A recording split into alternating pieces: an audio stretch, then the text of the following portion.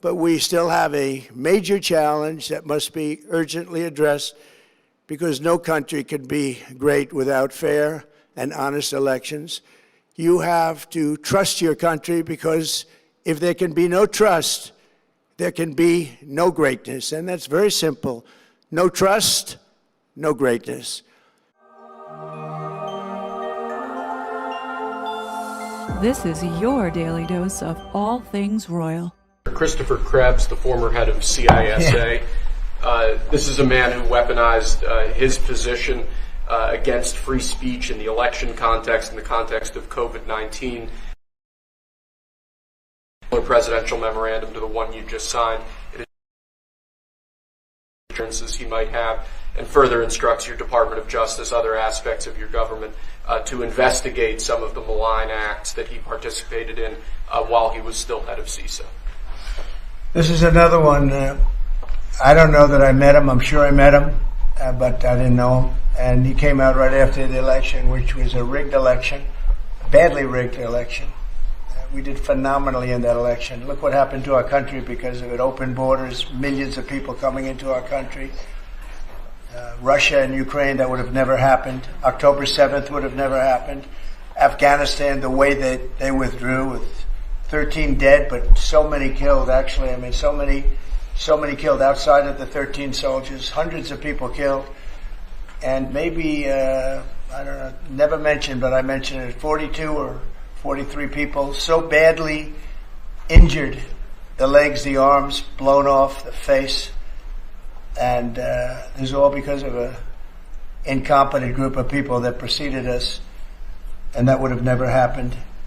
And this guy Krebs was saying, oh, the election was great, it was great. Well, it's been proven that it was not only not great. When you look at all these lawyers and law firms that are signing, giving us hundreds of millions of dollars, it was proven by so many different ways in so many different forms, from the legislatures not approving to the that worked from all of the different scamming operations. It was a very corrupt election. They used COVID to cheat. And we're going to find out about this guy too, because this guy's a wise guy. He said, we've been proved this is the most secure election in the history of our country. Now, this was a disaster. And frankly, we should go to paper ballots, same-day voting, voter ID, and one other thing, you should get a little certificate that says you're a citizen of our country. You get a citizen piece of paper that says you're a citizen before you can vote. But you want voter ID and you want paper ballots, and you really want same-day voting. If you don't have same-day voting, they decide to change the air conditioner. Oh, we're fixing the air conditioner. Let's move all these boxes. We'll bring them back in a few days. And then they don't bring back those boxes. We got to have safe elections. We have to have borders. Ideally, we have to have a free press, which we don't have. We don't have a free press. We have a very dishonest press. This is an honor. We're going to find out whether or not he was right. This was a disgraceful election, and this guy sat back saying, well, I'm a member, or like he's a Republican or something, and almost right from the beginning. And he's tried to make the case that this election was a safe election. I think he said, this is the safest election we've ever had. And yet, every day you read in the papers about more and more fraud that's discovered. He's the fraud. He's a disgrace. So we'll find out whether or not it was a safe election. Over a period of years, starting during the 2020 election cycle, the People's Republic of China carried out what is believed to be the largest compromise of election data in history, resulting in China's illicit acquisition of 220 million U.S. voter files. While the legacy corporate media was busy looking the other way Thursday night, President Trump delivered what might be the single most important primetime speech of his presidency. A lot of people wondered if this address would just be another standard rally speech. But it wasn't. He didn't just tease the truth on Thursday. He gave the American people The evidence. We're talking about a massive dump of declassified documents from the CIA, the NSA, the FBI, and the broader intelligence community. And what do these files show? They destroy the official narrative we've been spoon-fed for years. We were told our election systems were as secure as ever. Now, I know that this is a long video, but I am going to ask you to do me the favor and stick it out. It is well worth your time. Even if you have to put it on 2x speed, this is an important video, especially if you want to understand why I say certain things that may come across as conspiracy. This video does fill in a lot of gaps, especially when it comes to King Charles and his role that he has played in all of this. So grab a cozy beverage and get comfortable. Let's begin. Capitol Hill today, Christopher Krebs, who was the country's top cybersecurity official on Election Day, told a Senate panel this presidential election was the most secure in U.S. history.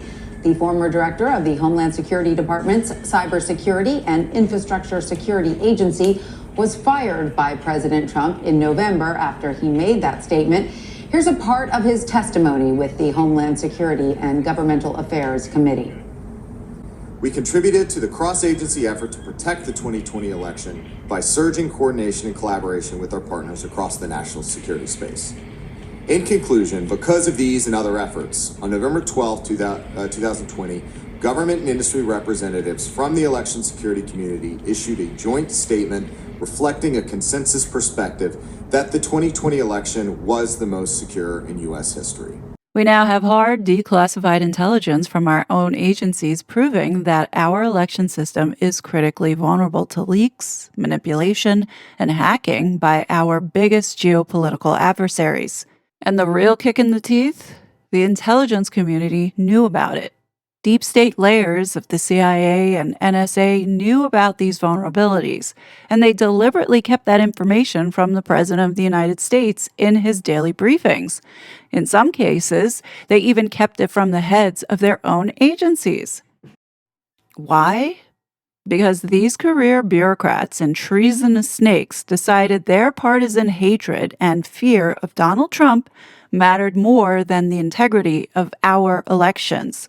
So let's cut right through the noise. When you actually look at the files released by the White House, the scale of the vulnerability is breathtaking. Here's what the establishment media is so desperate to ignore. The detections of the Chinese breach actually began in the spring of 2020, just around the time we were going into lockdown, and what else was distracting the world? Megxit. I'll let you think about that for a second. Then by August, 18 different states had their voter databases breached by China. Is it a coincidence that while China was breaching American systems, we had these two idiots saturating the media about the election? You know, when you look back at this and you see this headline and you know that Harry and Meghan are putting this shit out there, the fact that they had their PR people put out Prince Harry will not get involved in U.S. voting campaign tells me somebody's guilty. By 2023, the data breach exploded from an initial 17 million files to a staggering 220 million voter files. It is actually the largest data breach in U.S. history, but yet the media doesn't want to talk about it. And even though China was named, Trump also indicated other foreign state actors were involved, but didn't name them. It's likely because it would create a diplomatic crisis, in my opinion. Then you had the intelligence who covered it up. CIA and NSA analysts formally agreed in their own internal memos that the decision not to brief the president, Congress, or the states was a politically motivated choice by deep state careerists. Then you look at the industrial scale fraud. In the fall of 2020, the FBI received reports from the Michigan State Police regarding industrial scale cheating involving fake IDs and ballots dropped by partisan operatives. In one sample box analyzed, 91 out of 107 votes were fraudulent. Yet, the Biden DOJ slow-walked the investigation until it just didn't matter anymore. And then you had the foreign nationals on the rolls. In 12 cooperating states, public data analysis found that 22,000 non-citizens were on voter rolls. When the DHS expanded that analysis across just 4 more states, they found 250,000 foreigners illegally sitting on federal voter rolls. Yeah, and the Democrats claim that, oh no, illegal aliens aren't voting. You really can't hate these scumbags enough.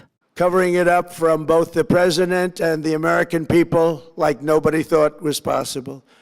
U.S. spy agencies began learning about the compromise of voter registration files in 2020 when they discovered that tens of millions of voter data, think of that, tens of millions of voters' data in 18 states have been bought, stolen, or hacked by China.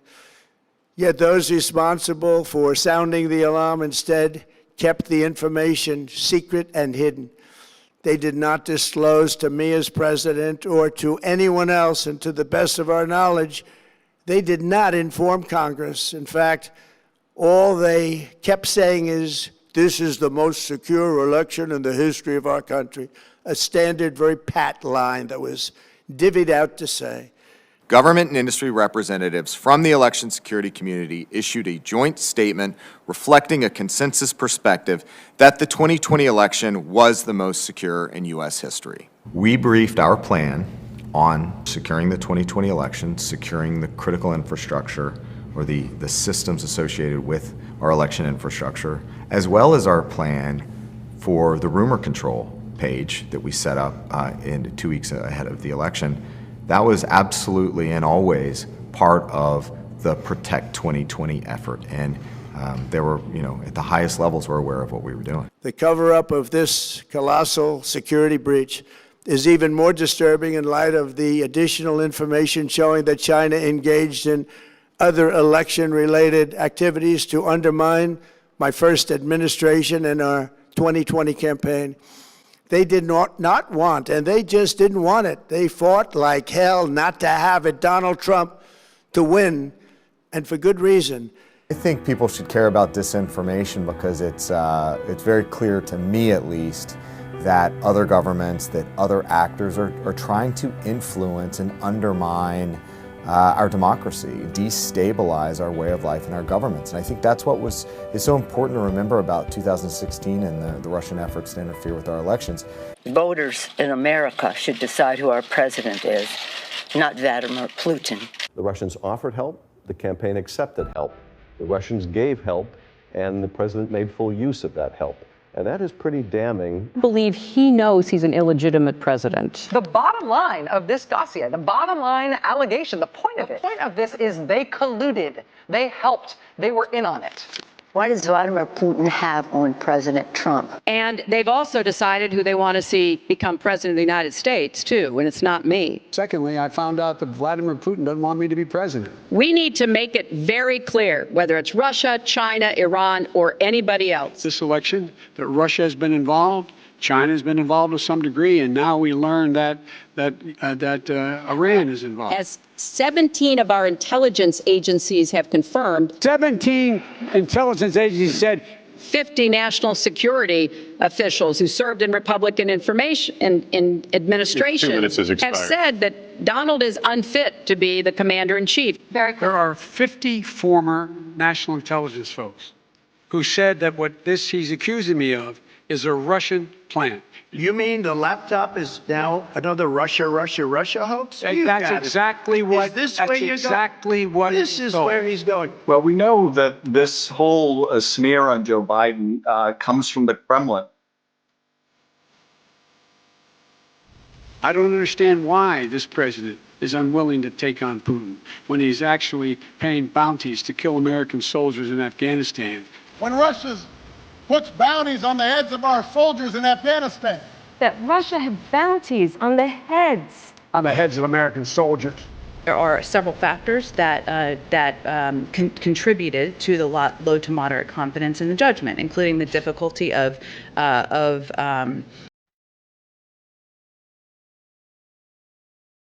Now, as you may or may not recall, the whole censorship complex was founded on this lie to protect the critical infrastructure from foreign adversaries like Russia from interfering and influencing our elections. Now, some of you may or may not remember, but I did talk about the Durham Annex that was found in a burn bag a few months ago at the FBI. Well, I showed you earlier, as you've probably seen in other reporting, how the communications between the Open Society Foundation and the Open Society Foundation mentioned a Clinton approval plan to divert attention from the leaked emails to Trump and Russia. There it is. We know that George Soros' Open Society Foundation was allegedly involved in all of this, or at least read in. You know, the only other adversary of ours who's anywhere near as good as the Russians is China. So why should Russia have all the fun? And since Russia is clearly backing Republicans, why don't we ask China to back us? I hereby tonight ask China. That's right. This evidence shows that the election system we have dangerously exposes and really exposes like levels never thought possible to hacking, exploitation, and foreign interference. Just as disturbingly, this vital information has for many years been covered up and hidden from you. The American people, our beautiful, our great American people. Where we have put together, and you guys did it for our the President Obama's administration before this, we have put together, I think, the most extensive and inclusive voter fraud organization in the history of American politics. Voter fraud organization in the history of American politics. And hopefully by now, many of you have woken up to see and understand that this whole effort, including Harry and Meghan and their Megxit, was to keep Donald Trump out of office. And the reason for this hatred for Donald Trump is because he threw a wrench in this communist takeover. And, let's call it what it is. This is not democracy and what's going on in Europe. This is influenced by the World Economic Forum and these globalist policies that are purposely not only enslaving the people, but also robbing the people of their own wealth and individuality. And King Charles is 100% on board with it. Donald Trump threatened British power and dominance, especially in the energy space, which is why we're seeing what's going down at the Strait of Hormuz in Iran. This is all about energy dominance. And the reason why King Charles is driving so hard on this climate hoax is because he's been making money hand over fist. I've talked about this before with his Sustainable Markets Initiative, otherwise known as SMI, and his soft power influence with governments to influence and shape these disastrous policies that only benefit the wealthy class. Back in January of 2021, in the height of COVID, Prince Charles, at the time, had a conversation with the Atlantic Council on global energy. I think it's important that we be aware of the British royal family's loyalty and alignment with NATO and this think tank. The royal family is actively involved with this group, and in 2012, Prince Harry had been awarded the Distinguished Humanitarian Award, and it was given to him by Colin Powell. Ladies and gentlemen, I am honored to present to you the recipient of the 2012 Distinguished Humanitarian Leadership Award, His Royal Highness Prince Harry.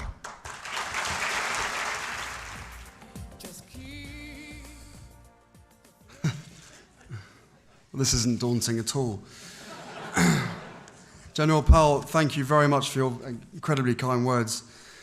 For a captain in the British Army to be introduced by such a world-renowned soldier and statesman is truly humbling and a little terrifying. So, it is with great humility that I accept this award. Genuinely, I obviously don't feel that I've done nearly enough to deserve it, but I'm immensely grateful to Chairman of the Atlantic Council, Senator Chuck Hagel, the President, Fred Kemp, and the Board of the Atlantic Council for according me this great honour. If I may, I would like to accept the award on behalf of my brother William, our foundation, all those on both sides of the Atlantic who work so tirelessly to support our wounded veterans, but particularly for the guys, because this is their award.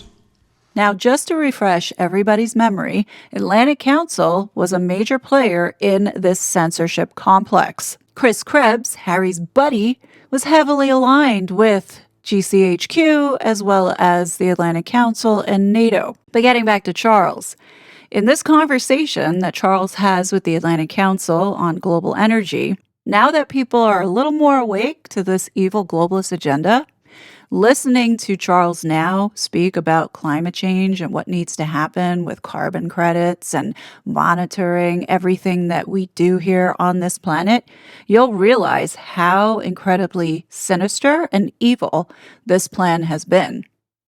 Hello, I'm Fred Kemp, President and CEO of the Atlantic Council, and I'm in Washington, D.C. I'd like to welcome you to this special edition of Atlantic Council Front Page, #AC Front Page, our premier live ideas platform for global leaders. We welcome all of our viewers from around the world to this very, very special session. Your Royal Highness, Excellencies, ladies and gentlemen, what an immense pleasure it is to welcome our distinguished speakers. First, it is my honor to welcome His Royal Highness, the Prince of Wales, to the Atlantic Council. Sir, we have admired your work of contributing to a better world for so many years, and on this issue in particular. We've had the privilege to feature a statement from His Royal Highness at the Council event on reaching net zero several weeks ago, which we hosted in partnership with Net Power. But this is the first time that we've had the honor to host His Royal Highness in a virtual live discussion. On January 11th, His Royal Highness, the Prince of Wales, announced the Terra Carta as part of the Sustainable Markets Initiative. This charter, this important charter, aims to put sustainability at the heart of the private sector. Following his initial remarks, we will hear from Bernard Looney, Chief Executive Officer of BP, and Brian Moynihan, Chairman of the Board and CEO of Bank of America, and have a joint discussion. Your Royal Highness, we are humbled to be in your company today, and we are so looking forward to your remarks regarding this fantastic initiative. This virtual global floor is yours. Thank you very much, Fred.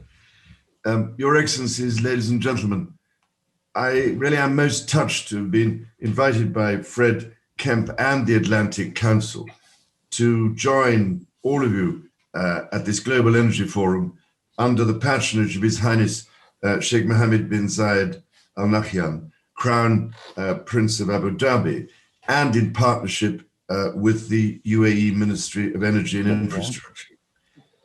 Having launched the Terra Carta as part of my Sustainable Markets Initiative at the One Planet Summit in Paris last week, it is only too clear that energy systems and green energy transition are vital to achieving the sustainable future that the world so desperately needs. With such a distinguished audience focused on these issues, and with such a critical year for climate and biodiversity, I must say that I'm delighted to be speaking with you all today.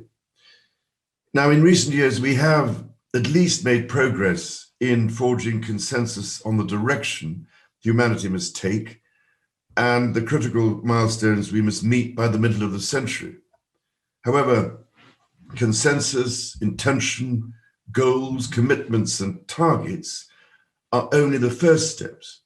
The next, although long overdue, must be an extraordinary practical effort to mobilize the financial resources, the technical ingenuity, and institutional innovation required to pursue them. It is this which will determine whether or not our children and grandchildren look back on a series of broken promises, or instead reflect on a tipping point at which the world shifted to a more sustainable, equitable, and prosperous trajectory. Last January, none of us could have anticipated the devastating pandemic which was about to unfold or its horrifying impact on lives and livelihoods everywhere. Today, reflecting on all that we have endured together, it is more clear than ever that human health and planetary health are fundamentally interconnected. We've seen how a global crisis, which affects each and every one of us across all borders and boundaries, can only be addressed with unprecedented levels of ambition, and that necessity, combined with science and transformative levels of resource, can deliver action at extraordinary scale. Now, I need everybody to stay focused and listen to what Charles says next. It seems to me that an appropriate historical analogy for this kind of time-bound, transformative mobilization of practical resources is, in fact, the Marshall Plan in Europe following World War II. Nothing short of an analogous effort is needed today on a global scale to help economies and societies build forward faster and better from the pandemic, while addressing the looming climate and biodiversity crises. Better in this context must mean bringing economic value into harmony with social and environmental sustainability across public, private, and philanthropic sectors. The Terra Carta, therefore, offers the basis of a recovery plan, one that will harness the precious, irreplaceable power of nature, combined with the transformative innovation and resources of the private sector. Over the past year, through my Sustainable Markets Initiative and alongside country leader engagement, I have convened global leaders from across industries and almost every sector of the economy and challenged them to identify ways to set our planet on a fundamentally more sustainable trajectory.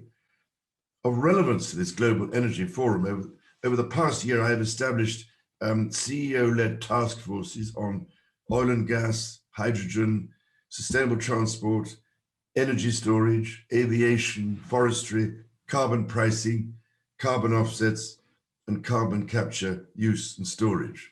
So let's go ahead and pause right there.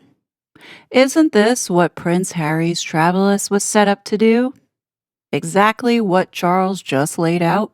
Remember, Prince Harry made a surprise visit to China last year? Now, I bet you didn't know that China has become one of the most active international participants in King Charles's Sustainable Markets Initiative, which means the Chinese government is absolutely involved here.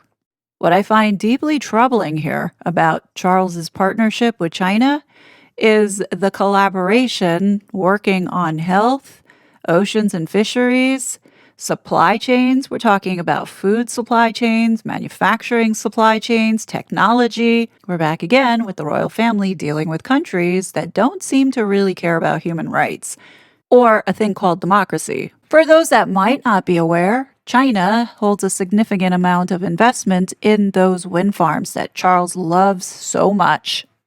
Because of my landslide election victory, the United States avoided the catastrophic energy collapse which befell every European nation that pursued the Green New Scam, perhaps the greatest hoax in history.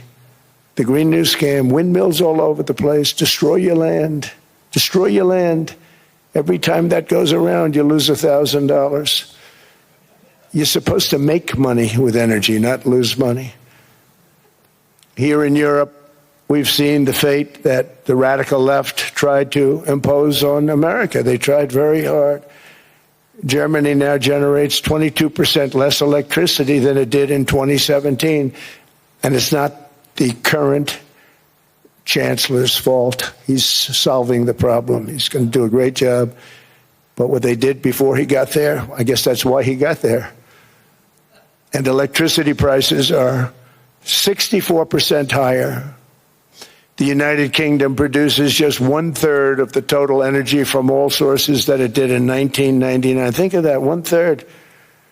And they're sitting on top of the North Sea, one of the greatest reserves anywhere in the world, but they don't use it.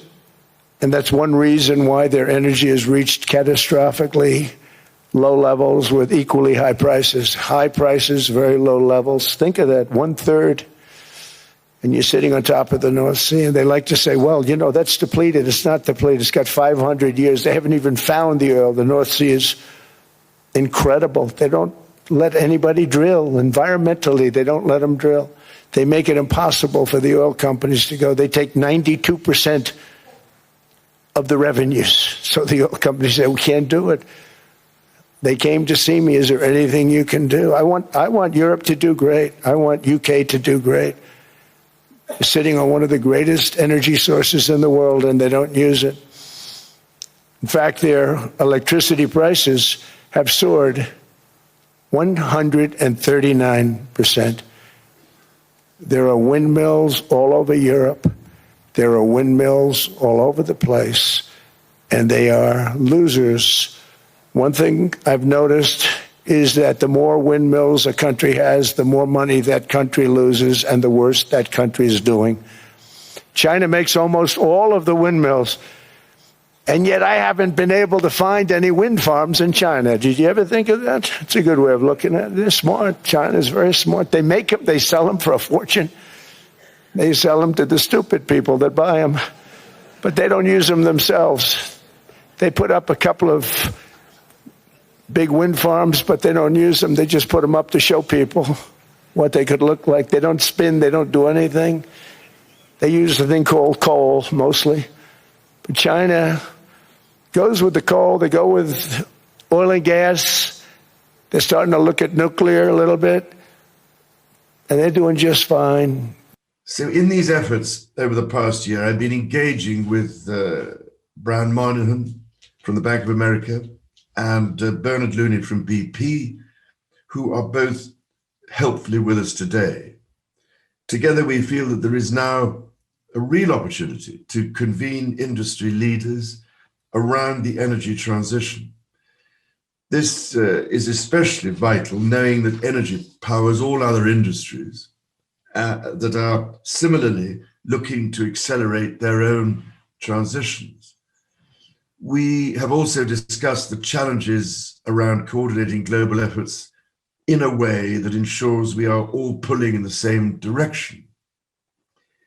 So as we consider the critical role of energy in the transition, and if you can bear it for a moment, I would just like to outline some key areas that perhaps can help us move forward. First of all, as we commit to net zero, we must expedite and communicate a rational, structured energy transition with clear roadmaps at both the industry and individual business levels. This will provide the much needed market signals to other industries that rely on energy so they can plan their own transitions. It will also help to accelerate the scale up of investment in energy technologies and infrastructure, green energy opportunities, and upskilling in support of an equitable transition. Second, we must identify targeted sustainable investment opportunities around energy systems and transition so that we can put them at the forefront of a green recovery, thus avoiding the growing risk of divestment. These energy transition investments must clearly bring benefits globally to all countries and at all socioeconomic levels.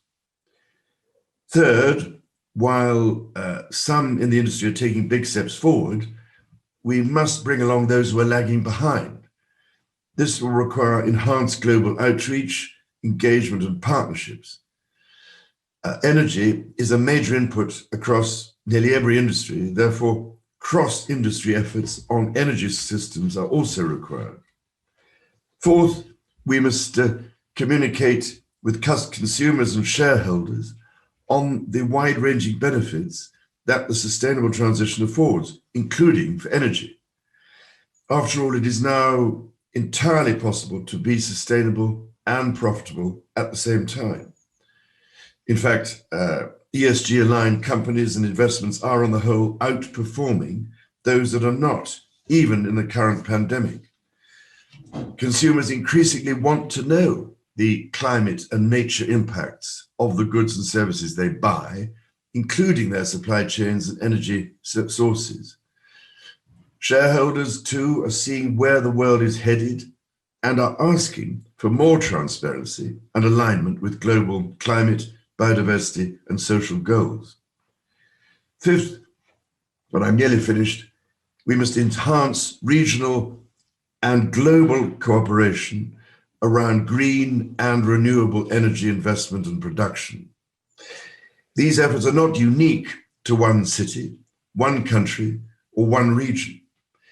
The energy transition is a global one, and to have the impact required, we must all move together. Regional and global cooperation can help bridge country-level variance. For many smaller and developing states, economies of scale can only be achieved through regional cooperation. And this must be factored in as we develop and roll out transition roadmaps and solutions. Sixth and finally, we must explore the potential of carbon capture in the energy sectors to help buy us precious time as we make this transition. The technology is available to capture existing emissions, but it needs to be applied globally and at scale. After all, cutting our emissions alone will not address the legacy carbon in our atmosphere that has built up over decades of inaction. Hopefully, many of you are picking up on recognizing the World Economic Forum lingo. Charles is using phrases like public-private partnerships, shareholders, ESG, equity, equitable. All of that is this socialist, communist nonsense that is being pushed across the West. So we have to define how the world should look like, which we want to come out of this transformation period. I respect China's achievements, which are tremendous over the last over 40 years. I think it's a role model for many countries, but I think also we should leave it to each country to make its own decision what system it wants to adopt. And I think we should be very careful in imposing systems. But the Chinese model is certainly a very attractive model for quite a number of countries. Now, if you didn't get the chance to watch this video that I did about the British Empire's jihad and the Crown's role in Islamic fundamentalism, I highly suggest you check that out because it will explain what is happening now. There's a very high probability that the British is behind China and this interference. Just like what British statecraft did in 1953 with Iran, they're doing that with China here to the United States. Here's a little snippet of this video that I did explaining what went down in 1953. You think the CIA was the mastermind behind the infamous 1953 coup in Iran? Think again. Declassified government files reveal a massive historical cover-up. Washington was just the muscle here. The real intelligence behind it? It was London, operating under the authority of the British Crown. A common saying, often attributed to Winston Churchill, describes the preferred Anglo-American division of labor as British brains and American brawn. Whether or not Churchill ever used those exact words, the concept captures the perception that Britain provided strategic planning while the United States supplied much of the military and economic power. So now when you look at what happened here, the British used the United States essentially for their military, for their money, and the intelligence. Fast forward now, apply this to Donald Trump and replace the United States with China, you could easily see how this could be the same playbook that was run on America. According to the new released intelligence, China used paid media and social media assets to push racism in America and the BLM riots to stop President Trump. So now you have to ask, were Harry and Meghan assets of all of this? Because this then ties all the way back to the Crown. Because remember, this is what Meghan used. She used racism to divide us, and Harry supported these BLM riots. encouraging people with color of change to keep on going. This is the same thing that the British had the CIA do in Iran. There were agitators, they were funding all of these Islamists who were causing a stir and using religion in order to drive chaos in the region to force this guy Mossadegh out. It very well could be British brains with China, muscle, and brawn. It's not just the British, though. I'm willing to bet that it's the cabal of globalists seen here. And in return for all of it would be business opportunity, like what we're seeing with Charles in the Sustainable Markets Initiative and that alignment you also have in Canada. Let's not forget what Carney said. I believe the progress that we have made in the partnership sets us up well for the new world order. And if you haven't heard about it, the UK approved plans for a Chinese mega embassy in the heart of London. And for all those Brits that are concerned and don't like this idea, too bad. These politicians don't serve the citizens. Is the EU just the new China? Numerous EU countries have banned YouTube videos criticizing its proposed chat control regulation for fear of backlash. More or less all the EU countries, they want to tax everything. If they could tax the oxygen that you breathe, they would. This is so outrageous. I don't even know what to comment on this. I knew things were going to get bad, but now this is just like completely off the charts. But it's not just Europe. Our own people sold us out to China. Alejandro Mayorkas, communist from Cuba, left the border wide open and allowed thousands of Chinese people to come in, and then had the audacity to form a group within DHS to monitor American citizen speech online. Involved in a massive cover-up of specifically conservatives' free speech online? Congressman, the Cybersecurity and Infrastructure Security Agency is not involved in such conduct. Okay, well, the court found otherwise, and you stand here under oath and you give us these answers that we know are not true because this is demonstrably untrue. I'm suggesting to you that you're saying things to us under oath that are proven by the record to be untrue. Let me ask you about this specifically. CISA was created to, we call it the Misinformation and Disinformation Subcommittee of CISA. You familiar with that? MDM, the MDM subcommittee, you're familiar with that? Congressman, I am very well aware of the threat of disinformation emanating from adverse nations. Are you familiar with the subcommittee? Just answer the question. I am. Okay. Does it still exist? Congressman, are you speaking of the... Does the MDM subcommittee still exist? I would have to get back to you on that. Okay. All right. Kind of a big deal in your agency. I'm kind of shocked that you don't know the answer to that. Can you define what misinformation is? Congressman, misinformation is false information that is disseminated to... Excellent. Who determines what is false? Congressman, our focus... No, who determines what is false in your agency? If you're going to pull something off the internet and collude with a social media platform to make sure Americans don't see it, who determines what's false? Congressman, we don't do that.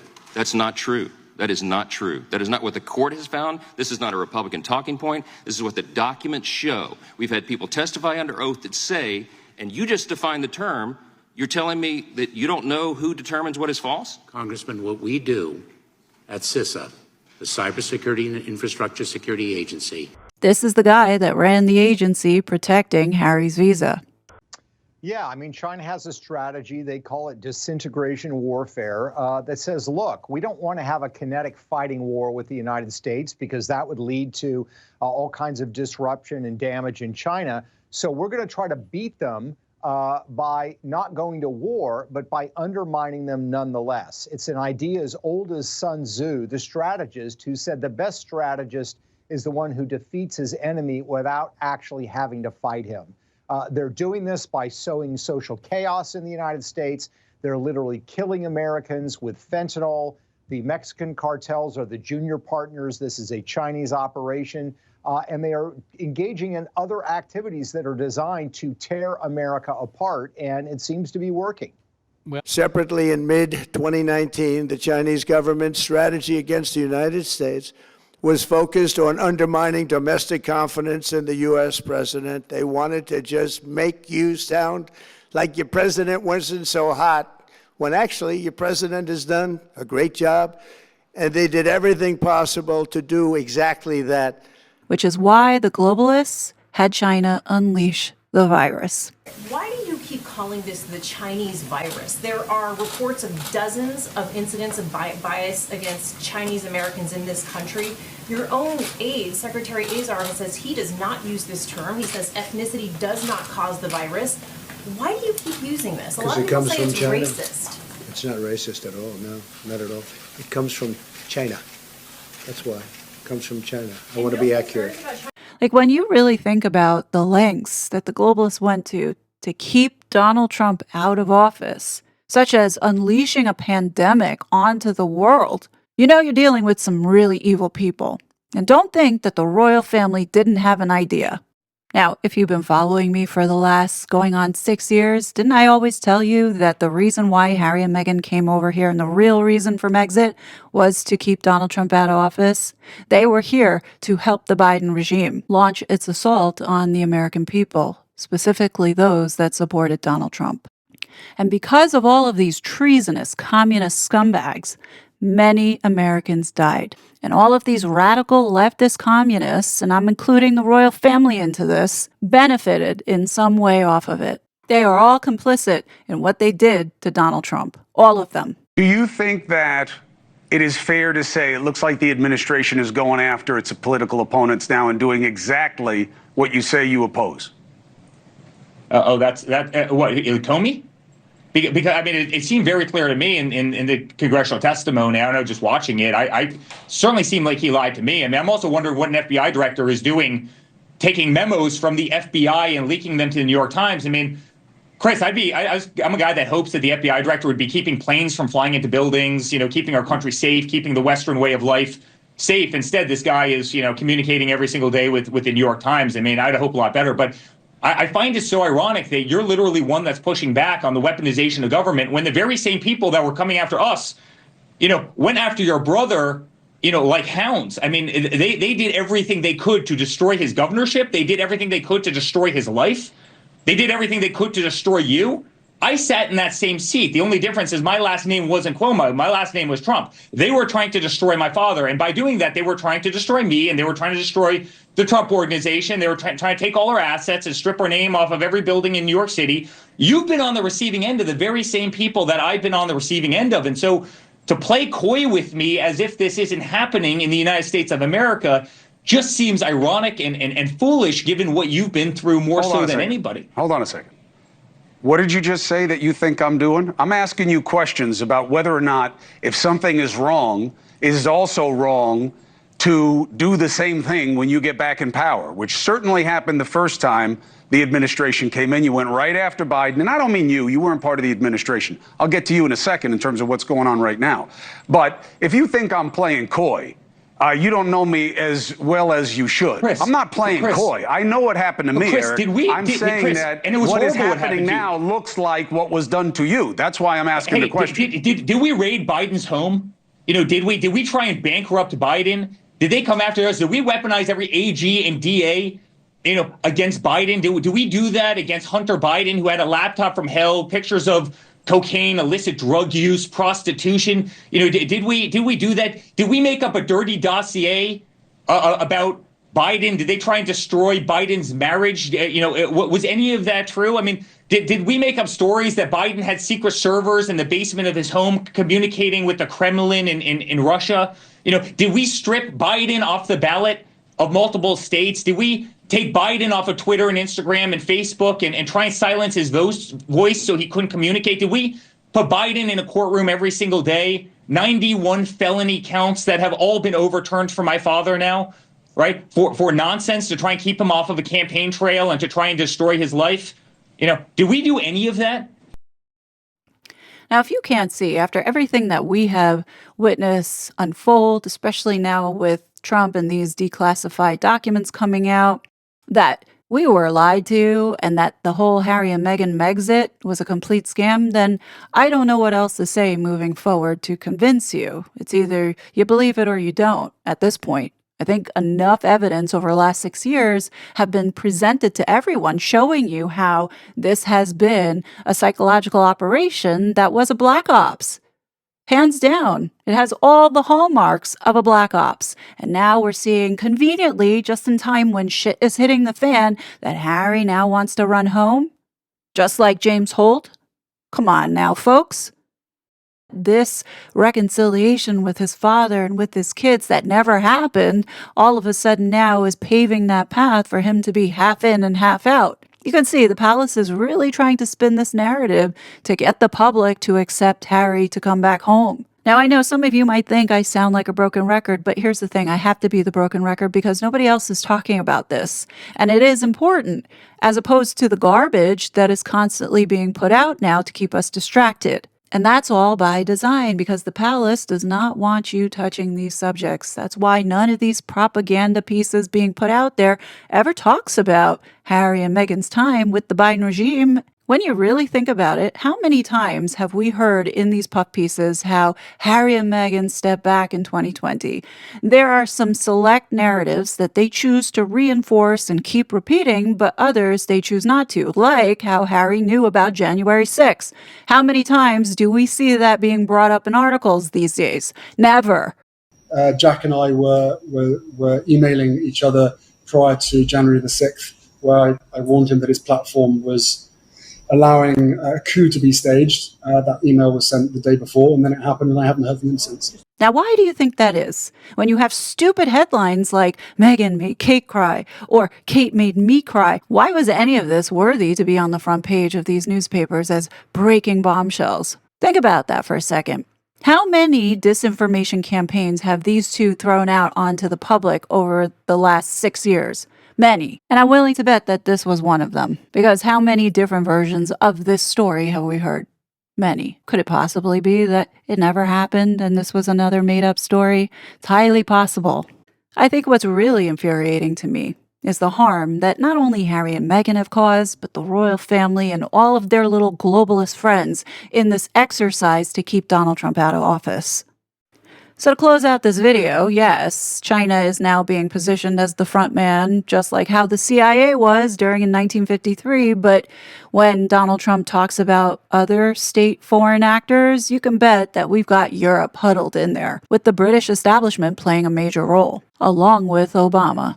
Try to facilitate a transition that ensures our president-elect is successful.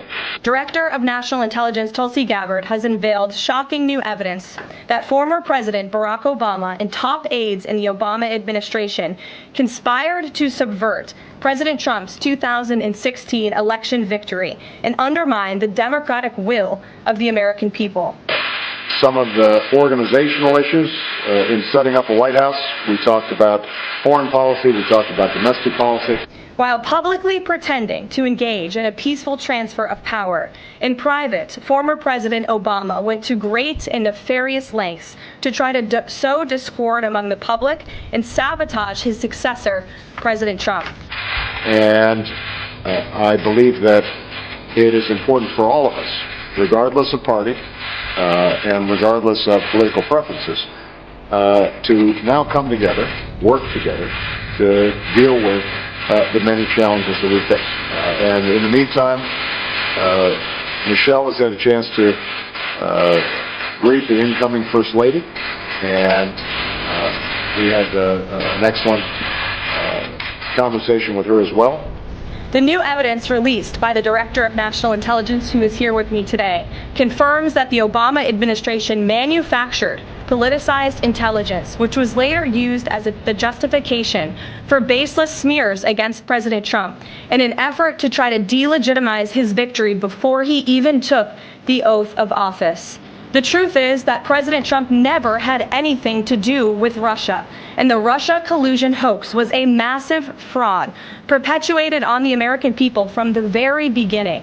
And the worst part of this is Obama knew that truth, and so did all of the other corrupt officials involved in this scam, including former CIA Director John Brennan, former Director of National Intelligence James Clapper, former FBI Director James Comey, former Deputy Director Andrew McCabe, and many others. We want to make sure that they feel welcome as they prepare to make this transition. And most of all, I want to emphasize to you, Mr. President-elect, that we now are going to want to do everything we can to help you succeed, because if you succeed, then the country succeeds. Because if you succeed, then the country succeeds. Because if you succeed, then the country succeeds. Director of National Intelligence Gabbard's report further confirms what we already knew. There was no collusion, no corruption, except on the part of Barack Obama and the weaponized intelligence agencies at the time. The Russia hoax was a blatant lie, all ginned up by Democrat political operatives that were signed off on by then President Obama and leaked to the news media to launch a years-long witch hunt against President Trump and his first administration. The president saying he is bound and determined to try to help Donald Trump be a successful president, successful transition, because he thinks that will mean success for the country as a whole. Because if you succeed, then the country succeeds. We really do need to pass the SAVE Act.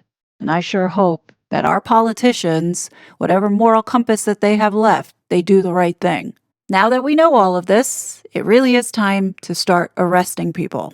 If people don't face justice for this, then I think America is done. Seriously. Anyhow, those are just some of my thoughts. But what do you guys think? Definitely leave your thoughts below. As always, I will be back with more content. But until then, please be safe, and I'll talk to you later. Bye! It was such a fraud.